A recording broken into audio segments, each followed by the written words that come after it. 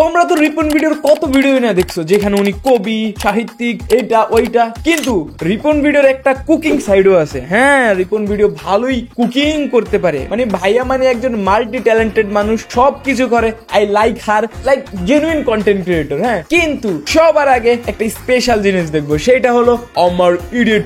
তো চলো এডিট দেখা যাক। মূলত এডিটটা বানাইছি যে আমার প্রপোজ ভিডিও ছিল না, এই ভিডিওটা যেটা ফাইন ভাই দিছিল ওইটার উপরে, তোমাদেরকে দেখাই। আজকে আমি 50টা করবো। এই চ্যালেঞ্জটা দিয়েছে আমার প্রিয়, তোমাদের প্রিয়, সবার প্রিয় আরএস ফাহিম ভাই। 1000 কমেন্ট করছো না? হ্যাঁ, 50টা মেয়ের যে প্রপোজ করবে। ফাহিম ভাই বলছিল যে র‍্যান্ডম 50টা মেয়ে প্রপোজ করতে হবে আমার। তো আজকে আমরা এই ভিডিওতে সেটা কমপ্লিট করার চেষ্টা করব। সেই লাগছে সেই লাগছে। ফার্স্ট টাইম এডিট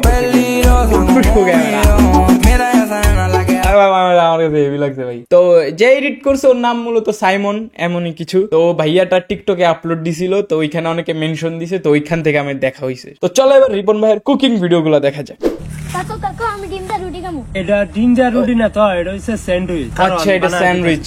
আচ্ছা, স্যান্ডউইচ বানাবে। ডিম দা রুটি খাইতে চাইতাছে, এটা মানে তো স্যান্ডউইচ আমি করতাছি। আপনারা দেখেন আমার বাইস্তারা খাইবো। স্যান্ডউইচ বানানোর জন্য আমি 2টা ডিম নিছি, তারপরে তেল লাগবো, চিনি আছে, তারপরে রুটিটা লাগবেই। রুটি তো লাগবে, রুটি ছাড়া স্যান্ডউইচ কেমনে হবে আপনারা দেখেন। প্রথমে ডিমগুলা বাইঙানি, এখন কই ভাঙবো, মাথার তো আর ভাঙা যাবে না, চুলার কানিতে ভাঙালাই। কি জন্য ভাই ভাঙেন কোন একটা করে দিব পরিমাণ মতো চিনি দিব। তো আমি কিন্তু আন্দাজ করে দিয়ে নিতেছি, পরিমাণ মতো চিনি দিয়ে নিছি। এখন এগুলি দুইটারে একসাথে মিক্স করে ফেলবো। তারপরে যে কাজটা এই রুটি দিয়া খালি এখানে দেওয়া, আর সামান্য তেল লাগবে। তো আমার বিশাল কিন্তু লবণ দেয় না, লবণ দেয় না, লবণ লাগে না, জ্বালায়া দিলাম। এখন ভাই জঙ্গলের ভিতরে চুলা নিয়ে আইছে ভাই, কি এফোর্ট দিছে ভিডিওটাতে, প্যারা আছে এগুলা। এক পিটু দিলাম, পরে আরেক পিঠে চুবাইয়া দিলাম। চুবাইয়া নিতেছে এখন ভালো করে, একদম কোয়ালিটি ফুল ভাবে চুবাইয়া নিতেছে, দিয়ে দিচ্ছে। এখন উল্টায় দিব, উল্টে হয়ে দিচ্ছে। আমার হয়ে গেছে স্যান্ডউইচ। দেখেন স্যান্ডউইচ ভাজা লাইছি, এই যে স্যান্ডউইচ। বাইস্তা কই বাইস্তা, এই যে তোমার স্যান্ডউইচ হয়ে গেছে, খাওয়া দাও। চাই কেমন লাগে বাইস্তা? বাহ, ডিম দা রুটি বানাই। এই ডিম দা রুটি না, স্যান্ডউইচ স্যান্ডউইচ স্যান্ডউইচ স্যান্ডউইচ, ডিম দা রুটি না। যাই হোক, আমাদের ফার্স্ট কুকিং ভিডিওটা ছিল যে ডিম দিয়ে রুটি দিয়ে, নো এটা স্যান্ডউইচ বলে। এভাবে আমিও খাইছি এন্ড ভালোই লাগে, আম্মু অনেক সকালে নাস্তা হিসেবে বানায়। তো চলো এবার নেক্সট ভিডিও দেখেছি। আজকে করব বেগুন দিয়ে ডিম ভাজি, সেই ট্রেস হবে। ডিমের প্রতি অনেক অবসেসড, একটু সিদ্ধি করে নিব, মানে সুন্দর মতো পুরাটা ঢুকবো। তো আপনারা দেখেন আবার করতে গিয়ে হাত কাটা লাগে, খেয়াল রাখবেন। বেগুনটা হালকা একটু পুড়া নিব।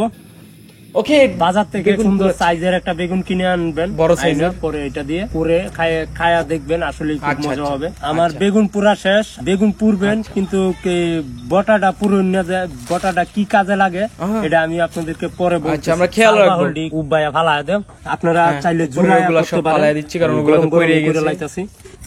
এই যে আমার ছিলা শেষ হয়েছে, ময়লা টয়লা আর নাই। দেখেন এই যে বটাটা সহকার রাখা দিতে হবে। এখন এটারে চেটকা আলুমু, আটিটা যে রাখছি মানে ধরতে যেন সুবিধা হয়। আমার চেটকা করা শেষ। এখন ডিমটা আমি এনে বাইঙ্গা দেয়া লইয়াম।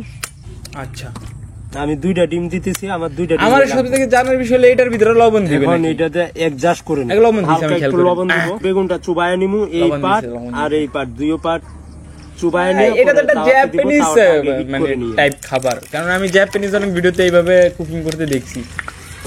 রিপন ভাই তাহলে জাপানিজ স্টাইলও খাবার রান্না করতে পারে। ইয়ো জাপানিজ রিপন ভাই। আমার এইটা হয়ে গেছে, গরম ভাত দিয়া খাইলে তুলনায়ও হবে না, মানে কি বলবো, ওয়াসাম একটা খাবার হইছে। আপনারা আতমিলান সেই রামসেন ভাই, দেখেন একটা কালার যাইছে, কালারটা তো ওয়াও, একটা কালার, ওয়াও, সুন্দর সুন্দর, খুবই সুন্দর। চলো এবার নেক্সট আরেকটা ভিডিওতে যাই, যেটার ভিতরে রিপন ভাই আরো কিছু ইন্টারেস্টিং কিছু করবে। আজকে হবে পেয়ারা মাখা। আসেন একসাথে মিলা করি। পেয়ারা মাখবে। আচ্ছা দেখি রিপন ভাইয়ের হাতে পেয়ারা মাখা কাটা নিব পিস পিস করে।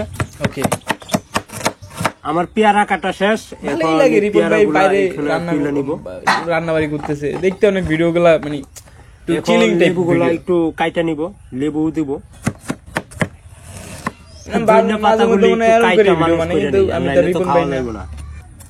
লেবু নিচ্ছে, ধনিয়া পাতা নিচ্ছে, 2-3টা রসুনের কুড়ি খালি শক্তিটা বাড়ানোর জন্য। তা আমার যারা ছেলে বন্ধুরা আছে তারা আপনার রসুনটা কাইন যায় শক্তিটা শক্তি আসবে।